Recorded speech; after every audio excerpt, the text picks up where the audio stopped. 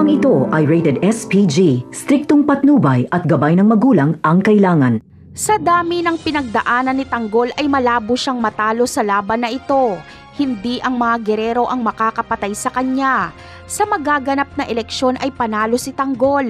Pero kahit si Tanggol na ang susunod na mayor ay hindi pa rin magiging madali ang lahat. Bago kasi tuluyang matapos ang pagiging mayor ni Roberto ay meron pa siyang ilang araw sa munisipyo. Maghahain pa si Roberto ng kung ano-anong kaso kay Tanggol para madelay ang pag-upo ni Tanggol. Kaya naman, ang mga natitirang araw ni Roberto sa kanyang opisina ay gagamitin niya ito para ubusin at pabagsakin ang mga Montenegro.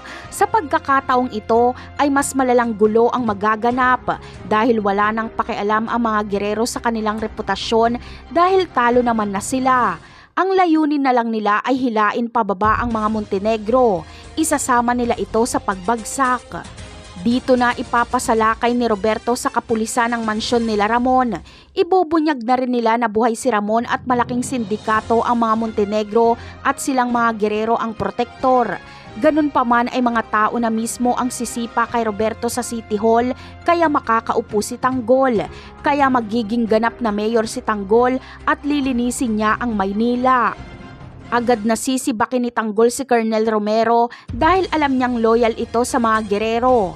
Habang ang mga gerero naman ay magtatago at makikipagkaibigan na lang sa mga kriminal katulad nila Lucio para pabagsakin si Tanggol. Gagawa sila ng mga kaguluhan sa Maynila para isipin ng mga tao na simula nang umupo si Tanggol ay magulo na ang Maynila. Ngunit ano kaya ang gagawin ni Tanggol kay Rigor? Sisibakin niya kaya ito? Ang sagot ay hindi. Bagamat magkaaway sila ay alam ni Tanggol na matinong pulis si Rigor at may prinsipyo ito. Kaya ipropromote niya pa nga ito para maging colonel at pumalit kay Colonel Romero. Pero bago ito ay may iuutos si Tanggol kay Rigor. Ito ay ang imbestigahan ang pagkamatay ni David at tugisi ng mga gerero.